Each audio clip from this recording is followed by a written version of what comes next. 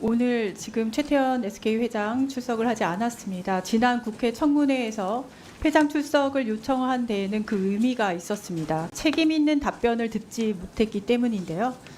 이 과정 통해서 사실 SK그룹은 고객 신뢰를 회복할 수 있는 기회로 삼을 수 있었다고 봅니다. 그래서 저는 오늘 최태원 SK 회장의 불출석에 깊은 유감을 표합니다.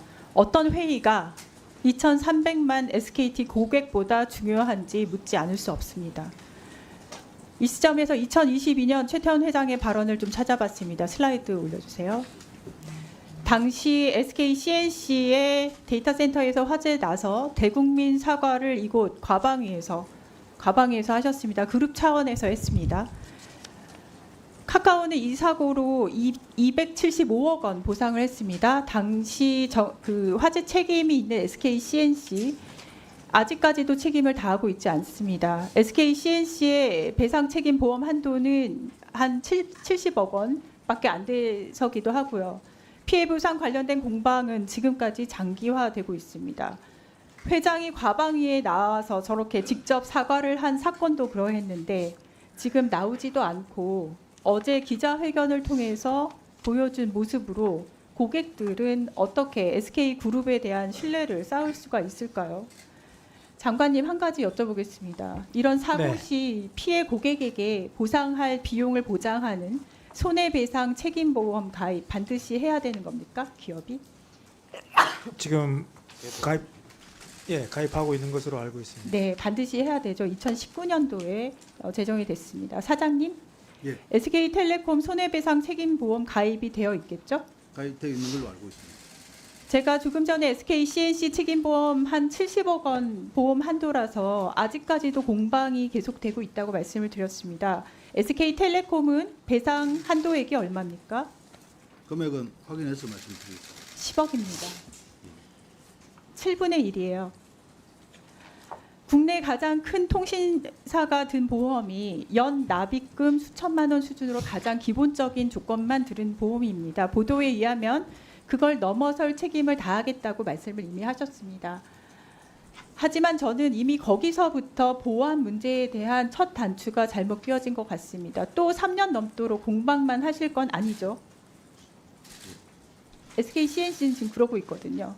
SK텔레콤은 책임 있는 답변을 주셔야 됩니다. 3년 넘도록 공방만 하실 건 아니라는 것을 대답을 해주십시오. 예, 정부 관리는 어떤가 한번 좀 살펴보겠습니다. 이게 기업에만 책임이 있냐? 그렇지 않습니다. 키사 원장님, 예. 2022년도에 KT에서도 굉장히 유사한 유심 정보 탈취 의심 사례들이 있었습니다. 당시 원장님은 아니시지만 그때 조금 말씀을 드릴게요. 그때 피해가 보고되고 난 다음에 KT는 유심 기변을 한 달 넘게 일괄 차단을, 굉장히 센 보호 조치죠. 일괄 차단을 시킨 일이 있습니다. 그때 과기정통부, 키사, 중앙전파관리소가 합동으로 현장 점검을 실시했습니다. 이거는 혹시 알고 계시나요? 제가 그에 대해서는 아직 파악을 안 했습니다. 그때 합동 조사 결과가 어떻게 됐냐면은 그럴 가능성이 없다고 종결을 했고요. 피해는 KT 고객에서만 36건 이상을 발생을 했고 어떤 건은 2억이 넘는 피해 보고가 됐었습니다. 그런데 어떻게 됐냐면은 결국에서는 관계 입증을 못했습니다. 혹시 이거 피해 보상 어떻게 이루어졌는지 여기서 아시는 분 있으신가요? 없네요.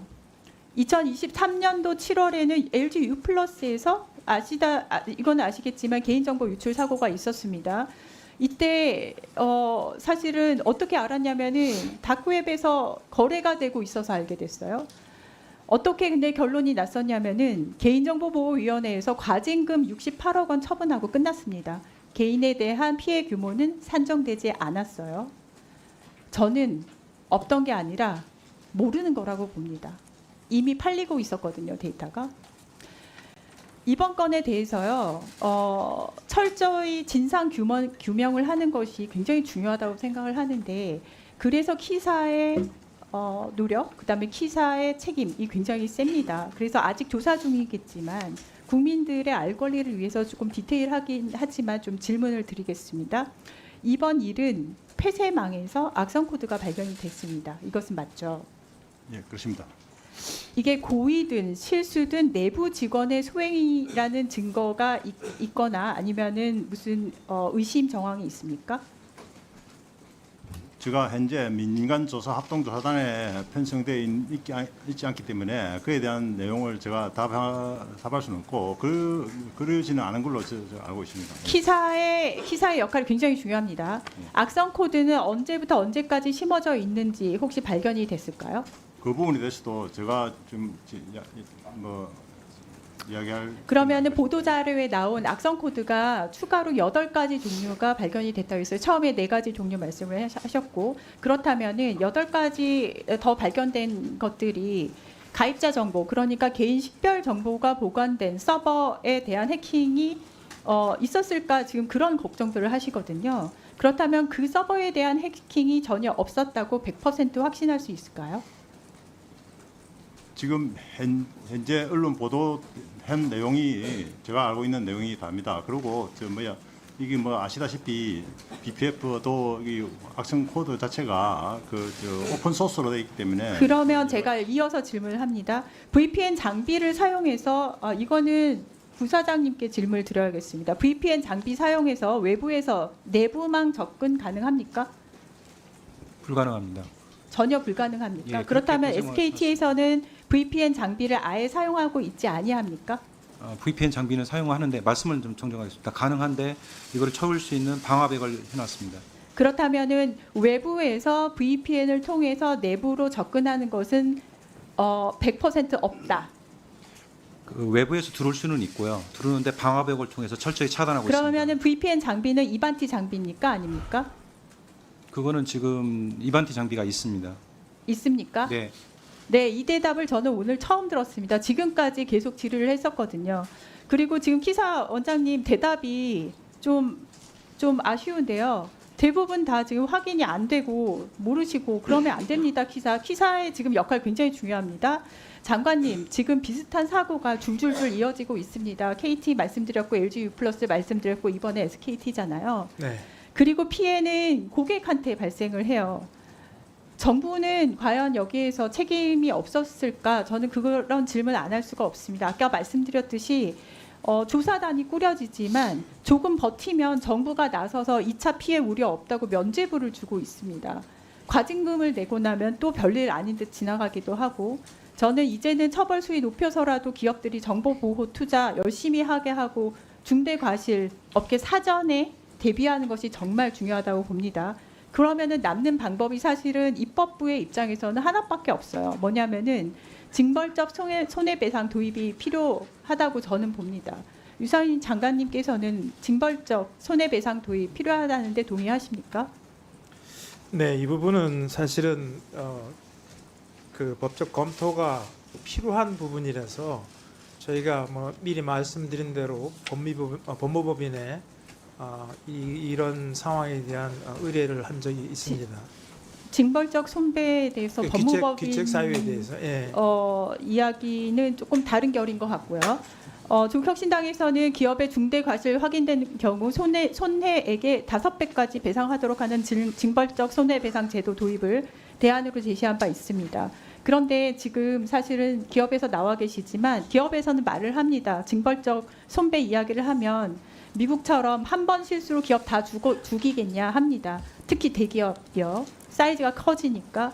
그런데 저는 이렇게 생각을 해요. 결국 사용자 없으면 회사도 없습니다. 길게 봐야 되고 이번에 고객들 살리려다 망하면 살아날 수 있는데요. 계산하고 자리 보존하려다가 망하면 회사 다시 살릴 수 없습니다. 저는 징벌적 손해배상 입법하고 더불어서 지난번 저희가 청문회를 통해서 제기했던 여러 문제점들 극복할 수 있도록 다음 같은 후속 법안들 추진 예정이라서 잠깐 말씀을 드립니다. 그때 차관님께 말씀을 드렸던 정보보호 최소 투자 비율 의무화 부분이 있고요. 위약금 면제에 관한 부분이 있습니다. 그리고 집단구제 실효성 제고, 그리고 피해자 입증 책임 완화, 등에 대해서 저는 입법을 할 예정입니다. 위원님들의 적극적인 참여 부탁드리고요. 위약금 이야기가 지난번에 굉장히 크게 있었고 오늘도 이야기가 될 것 같습니다. 저는 SKT 쪽에서 서면 질의를 통해서 받은 입장문을 보면은 현재 있는 SKT 사용자 간의 형평성 문제를 또한 제기를 하고 계세요. 하지만 지금 위약금을 내냐 마냐 그런 게 그것은 사실은 면제를 하냐 마냐는 강론에 더 가깝고 제일 중요한 것은 고객의 신뢰를 회복할 수 있냐. 이게 제일 중요한 것 같아요. 그러니까 신뢰가 떨어졌기 때문에 지금 떠나겠다는 것이잖아요. 신뢰 회복 프로세스 가동해야 될 시점이라고 보는데 지금 사장님께서 이런 식으로 고객의 신뢰 회복 프로세스 가동하겠다. 혹시라도 한 뭐 3가지 정도 리스트업을 해주실 수 있으세요? 예, 의원님 말씀 정말 일리가 있는 말씀이시고 특히 고객의 신뢰를 회복해야 된다고 지적하신 부분에 대해서는 진정으로 공감하고 있습니다. 그래서 지금 이제 저희가 지금까지는 고객 보호, 고객 보호에 집중을 해왔습니다. 그래서 FDS나 유심 보호 서비스, 뭐 유심 교체까지 보호에 집중해 왔는데 사실 고객 신뢰 회복이 무엇보다 중요하다는 말씀에 공감 드리고 일단 한 가지 어제 대책을 이제 수립한 것은 고객 신뢰 회복 위원회를 저희가 조속히 설치해서 그 고객 신뢰 회복 위원회에서 지금의 어떤 우리의 신뢰가 상실된 많은 부분들에 대해서 조사를 하고 또 고객의 목소리를 듣고 고객 보호를 어떻게 하고 이런 부분에 대해서 조치를 할 수 있도록 그걸 최대한 빨리 만들도록 하겠습니다. 그러면은 지금 우선 공감을 하겠다고 하셨고 공감으로 끝나면 안 되죠. 그래서 3가지 정도 구체적인 방안 요청을 드렸는데 고객 신뢰 회복 위원회를 구성을 하겠다. 구성하는 것은 좋습니다. 그렇다면은 이거 한번 말씀드릴게요. 그 안에서 위약금 문제 다룹니까 안 다룹니까? 위약금 문제를 포함해서 전체적인 어떤 고객 신뢰 회복에 대해서 다룰 수 있도록 하겠습니다. 알겠습니다. 그러면은 지금 이 부분에 대해서는 그럼 오늘 책임 있는 답변이 안 나왔다라고 저는 이해를 합니다. 이 부분에 대해서 뭐 만드시는 건 좋은데 가장 빠른 시간 안에 보호 대책, 그다음에 신뢰 회복 대책을 바로 발표를 하시지 않으면 시간이 지날수록 고객이 떠나가는 것 그거 막을 수 없습니다. 그럼 위약금 문제 당연히 다시 나오고요. 이 부분은 대처를 빨리 하셔야 됨이 굉장히 중요하다는 거 말씀을 드리고요. 아까 VPN 이반티 얘기를 하셨는데 SKT는 SK 쉴더스와의 파트너입니까? 예, 저희 쪽 일을 하고 있습니다. 작년에 SK 쉴더스에서 이반티 VPN 장비에 대해서 해킹 관련해서 우려를 표방을 하고 그들의 클라이언트들에게 체크리스트 10가지를 공유한 바 있습니다. 이것은 SKT에서도 텔레콤에서도 받으셨습니까? 그 부분을 확인을 좀 해봐야 되겠습니다. 제가 그걸 지금 확인해 보시면 어떡해요? 이미 지난해에 악성 코드 관련돼서 얼럿이 났었고 거기 관련해서 텔레커뮤니케이션 사우스 코리아에 있었다. 올해 한 달 전에 또 보고서도 나왔습니다.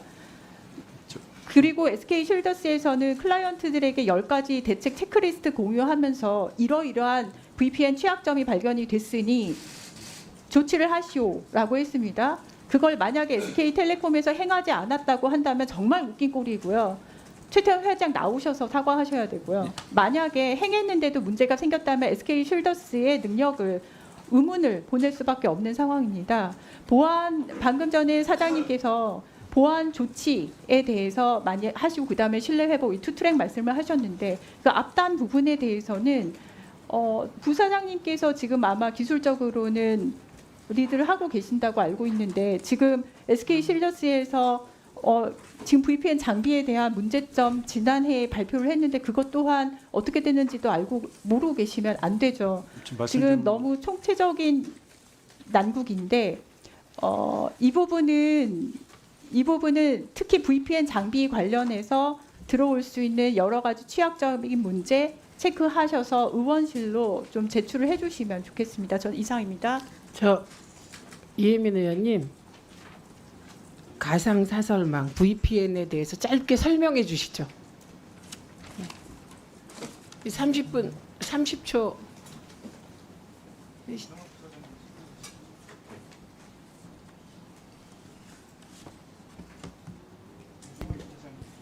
제 예, 생각에는 여기 제가 설명을 하라는 걸까요? 아니면은 그냥 네.